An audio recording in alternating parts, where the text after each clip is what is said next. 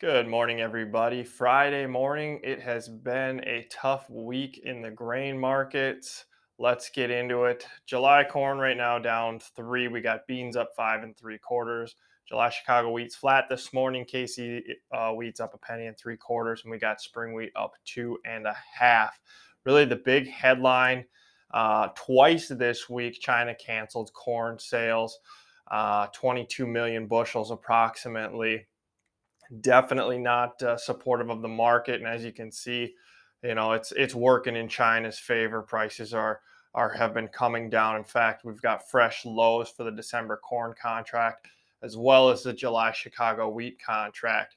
Looking to the outside markets here, equities are slightly lower. We had a preliminary GDP number yesterday at 1.1% quarter over quarter, which was below estimates and is now pacing for that second um, lower GDP number in a row, which a lot of people will use as a metric for determining whether we're in a recession or not. So something to keep an eye on. Again, that was just a preliminary reading. The official reading hasn't come out yet. Um, we want to take a step back and look at the big picture. Our message this week really has been, don't panic at these levels. Unfortunately, we've had some support break. We'll see if we can come back into it here today or not. But again, we want to get the message out here, taking a step back and looking at the overall picture. Here's a corn marketing lanes, we called it, with the third. Going back to 2006. And this is something, if you're a report subscriber, we've had out since I think January of this year. And you can see we're still in that mid third historical range, almost actually in the middle of the range. So corn prices are still good. Obviously, they have been a lot higher and a lot better, but they're not as bad as they could be either. So just take a step back and consider where we're at going forward as you make your marketing and adjust your marketing plans. Same thing here on the soybean side. Again, we're still in that mid third of historical prices. So while we're off substantially from the highs, again, we're not at the bottom where things are just brutally cheap either. So our whole point here: take a step back. Let's take a deep breath and really look at where we are at historical levels. There are still good pricing opportunities.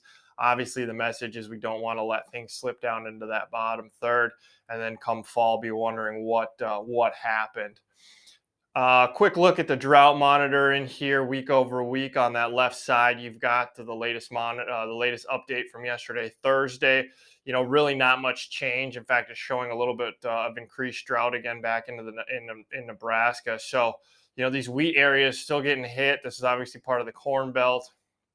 Some soybean acres in here. So while it's been good for planting, the wheat crop that's in the ground obviously has certainly not gotten any relief. We'll see if some premium comes back in.